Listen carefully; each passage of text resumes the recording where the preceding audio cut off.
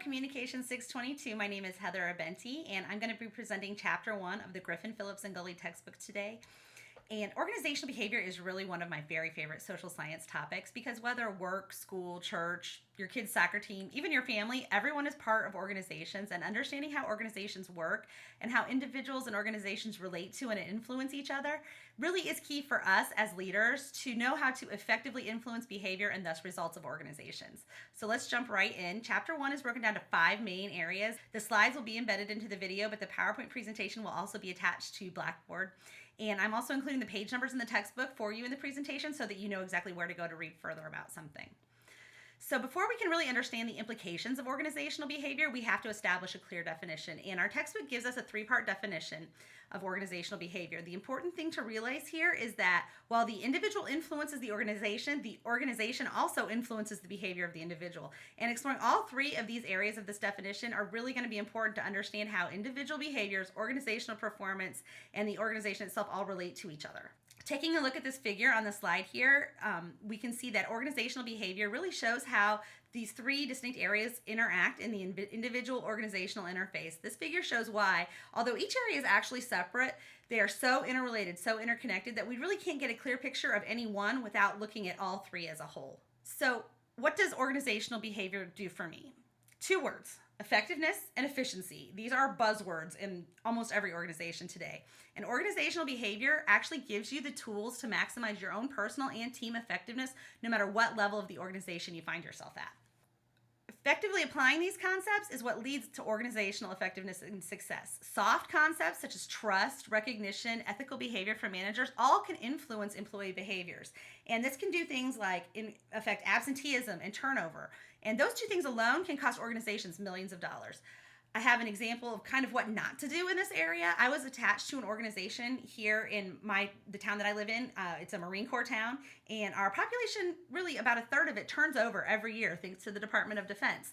And I was part of an organization for about 5 years that basically felt there was no need to invest into people because they knew that a third of the population was going to get turnover every year, and that meant they were still going to have to train replacements even if the employees who left were happy.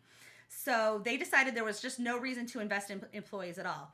The result was a lot of disgruntled people. However, it kind of worked for this organization because by the time people really got fed up, a large number of them were being transferred out to another place. And unfortunately, the people who were locals or who were here longer term ended up often leaving and very unhappy because of the lack of recognition and attention that the organization was giving.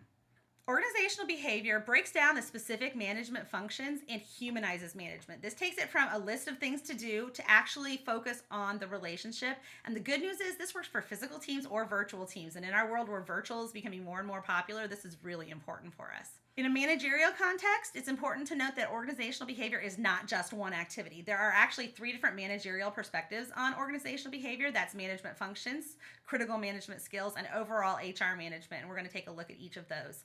So there are 4 basic functions of management: planning, organizing, leading, and controlling. And these are generally used across 4 specific resource areas of human, financial, physical, and information resources. And this is how organizations meet their goals. Planning is the process of determining the organization's future and how to get there. It's that roadmap. Organizing is then determining jobs and grouping jobs and creating that hierarchy, that organizational chart that's really going to break down the structure of the organization. Leading involves motivating members of the organization to achieve the organizational goals. This is the step that really was missing in the organization I talked about just a little bit ago. And finally, then we have controlling, which is monitoring and correcting the actions of the people and the organization to keep it on track to achieve those goals. The management skills are the ways that managers use these functions over the resources of the organization. And there's 4 critical skill areas. Technical skills are the skills needed for a specific task. Do not confuse these with technology skills. That's a whole different set. The technical skills are just what you need to do whatever specific task it is. And these are operational skills. Interpersonal skills deal with the communicating with individuals and groups and motivating those to achieve the organizational goals. The conceptual skills relate to that whole big picture concept of thinking. Effective managers must be able to see beyond the current situation and particularly a current roadblock into the big picture and what is really needed for a situation. And finally, we have diagnostic skills. And these are the skills that allow managers to understand cause and effect relationships and to propose and execute the optimal solutions for any given challenge. Human resources management is really a specific set of organizational behavior activities aimed at the organization's workforce. And HR managers have 3 areas of focus: attracting, which is the recruiting and hiring process; developing, which is the training process; and maintaining, which is the retention and support activities of the organization. Under a strategic context, organizational behavior helps to cultivate the strategic behaviors that bring about competitive advantage. And competitive advantage is anything that gives this organization an edge over its rivals. And there are really 2 areas of competitive advantage. You can either have a competitive advantage in attracting customers and in defending against competition.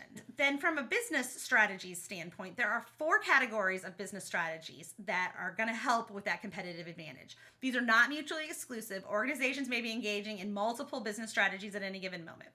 So cost leadership is when an organization is going to offer the lowest price for whatever particular quality of item they're producing.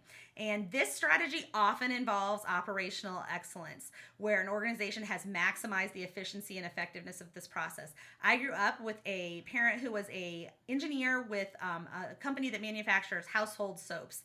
And I remember going and watching the manufacturing process, and I could not believe how fast they could produce laundry detergent. It was crazy. But it allowed them to offer a high quality product at a reasonable price and made the laundry detergent they were making there the most popular in the country. The differentiation strategy is when an organization focuses on a product or a service that has unique characteristics that are valued by the customers. This strategy often involves innovation, and that's the competitive advantage that is gained through research and development. Specialization is having a narrow focus on a very specific market. And this strategy gives you the competitive advantage of customer intimacy and really knowing customers well enough to understand what unique products and services they need customized specifically for that market segment. Final strategy is a growth strategy. This is very investor focused, and it's often accomplished through acquisitions. In the textbook in pages 20 to 23, you can read about some of the history and development of the organizational behavior field.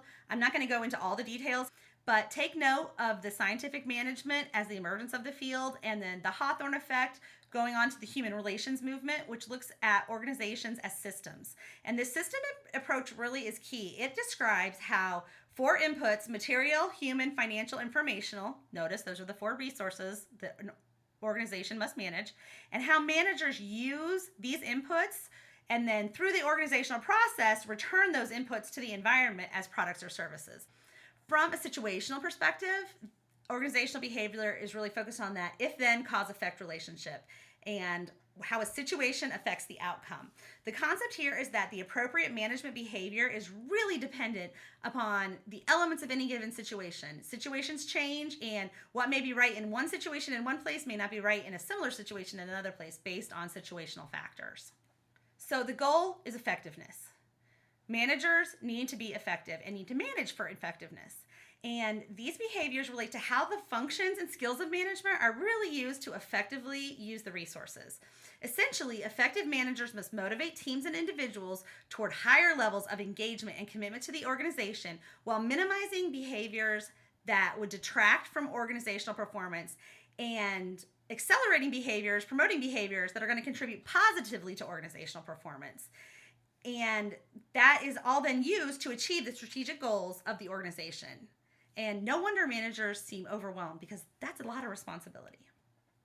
I'm not going to get into all the details of the science behind organizational behavior. You can read about that on pages 29 through 32 of the textbook, but the important thing to look at here is that the conclusion reached in organizational behavior are really established through scientific research, and then results of separate studies are then combined using meta-analysis to help develop insight into organizational behaviors that can be applied across organizations. Final topic to look at is global mindset. Our world is becoming smaller and smaller. Effective managers must have a global mindset. Although much of organizational behavior research is done in the United States, it really cannot always be accurately applied to other cultures, including foreign workers in the United States. So it's really important that you understand how to manage effectively people in a variety of cultures, not just in one culture that you interact with. So, along the lines of the global mindset, we're going to take a look at page 7. Has a quiz on it called Understanding Yourself Global Mindset. This is a 10-question evaluation, so I really want you to just take that 10 questions. It's very quick. And then based on your score, evaluate your global mindset. What are the management and leadership implications of your score, and is there anything you really need to work on? Thank you for your time today, and I look forward to reading your discussion posts.